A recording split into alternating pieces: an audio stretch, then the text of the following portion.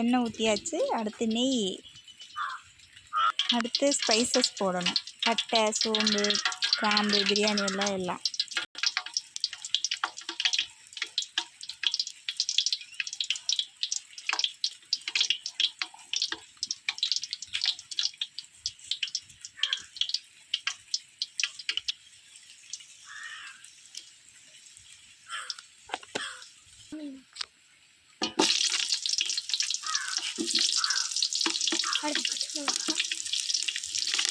பச்சை மிளகா போட்டாச்சு. அடுத்து வெங்காயம். 3 வெங்காயத்தை ஸ்லைஸாக கட் பண்ணி வச்சுருக்காங்க. வெங்காயம் நல்லா ப்ரௌன் ஆகிற வரைக்கும் நல்லா வதக்கணும். வெங்காயம் எவ்வளோக்கு எவ்வளோ வதங்குதோ அவ்வளோவா பிரியாணி டேஸ்ட் நல்லாயிருக்கும். வெங்காயம் வதங்கிறதுக்கு கொஞ்சோண்டு உப்பு போட்டாச்சு. இப்போ வெங்காயம் நல்லா வதங்கிடுச்சா? அடுத்து தக்காளி ஆட் பண்ணுறோம். எத்தனை தக்காளி? ஒரு 5 தக்காளி. இது எதுக்குங்க? எவ்வளோ அரிசி இந்த அளவு? 1.5 கிலோ அரிசிக்கு இந்த அளவு.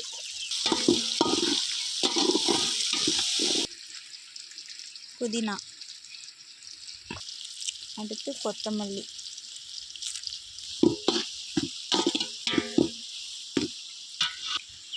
இஞ்சி பூண்டு பேஸ்ட். நல்லா வதக்கணும். அடுத்து மஞ்சள் தூளில் கழுவி வச்சுருக்க சிக்கனை இதில் ஆட் பண்ணணும். இந்த சிக்கனுக்கு தேவையான உப்பு கொஞ்சம் போட்டு கொஞ்சம் போட்டோம்னாக்க அந்த சிக்கன்லேயே நல்லா இதாகிடும்.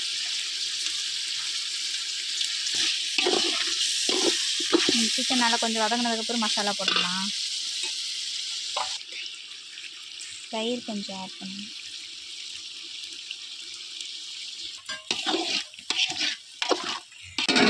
மூடி போட்டு வேக விடணும்.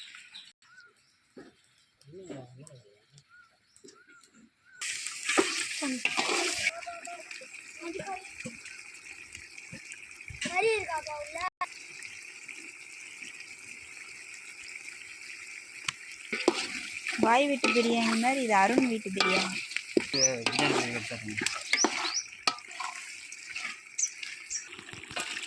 2 படி அரிசியா? அப்போ 4 படி தண்ணி ஊற்றணும்.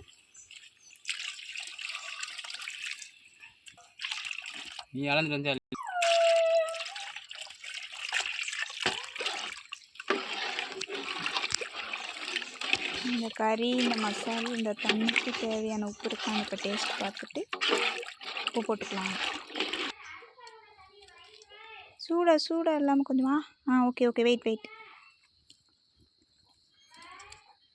ஓகே, இதுக்கு ஓகே உப்பு. பொரிச்சதுக்கப்புறம் அரிசியை போடணும். இப்போ அரிசி போட்டுட்டு இந்த அரிசி போட்டதுக்கப்புறம் உப்பு சரியாக இருக்கான்னு செக் பண்ணிக்கலாம்.